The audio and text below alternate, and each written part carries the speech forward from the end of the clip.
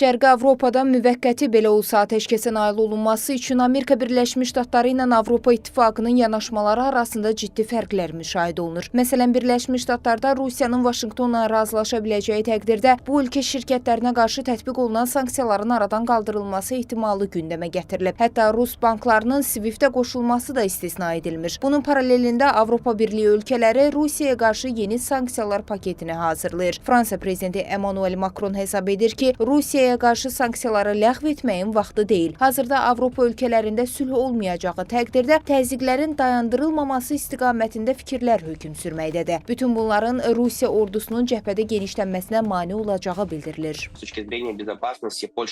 Təhlükəsizlik baxımından Polşa konkret tədbirlər görür. Bundan əlavə, Baltikyanı ölkələrin və digər dövlətlərin gördükləri təhlükəsizlik tədbirlərini də vurğulamaq lazımdır. Məlum məsələdir ki, Ukraynanın müqəddəratı ilə bağlı Rusiya müxtəlif formatlarda səsləndirilən bəyanatları diqqətlə və yaxından izləyir.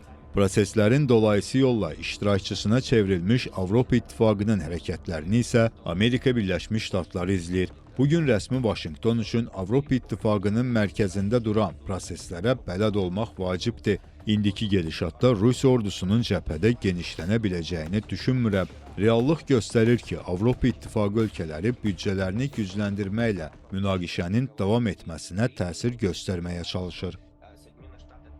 Ukrayna müharibəsi kontekstində Avropa Birliyi və Amerika Birləşmiş Ştatları çəkişmələrinin İstəklilər koalisiyası fonunda daha da qəlizləşəcəyi proqnozlaşdırılır. Sülhməramlı kontingentdən fərqli olaraq kənar həmlələrə qarşılıq vermək potensialı və ixtiyarına sahib olacaqları iddia olunan bu qüvvələrin artıq Ukraynaya yerləşdirilməsi üçün razılıq əldə olunub. Həmin heyətin Ukrayna silahlı qüvvələri ilə işləyəcəyi açıqlanıb. Analitiklər isə hesab edirlər ki, İstəklilər koalisiyası Birləşmiş Ştatların asanlıqla həzm edə biləcəyi faktor deyil. Avropa İttifaqla ABŞ arasında bu Ukrayna göndərilən sülh məramlarla və Rusiya tətbiq olunan sanksiyalarına qədər bugünkü günə fikir ayrılığı vardır.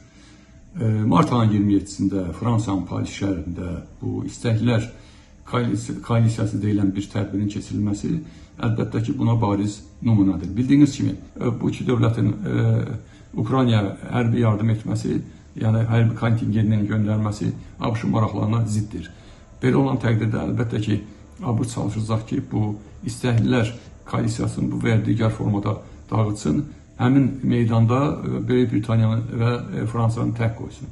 Təhlilçilərin qənaətincə Rusiya ilə münasibətləri nizamlamağa çalışan Birləşmiş Ştatlar üçün bu heyətin Ukraynada yerləşdirilməsi geosiyasi maraqları kontekstindən sərfəli deyil. Bu mənada Vaşinqtonun müvafiq təzyiq rıçaqlarından istifadə edəcəyi gözlənilir. Zeynəb Mirzəyeva, Real.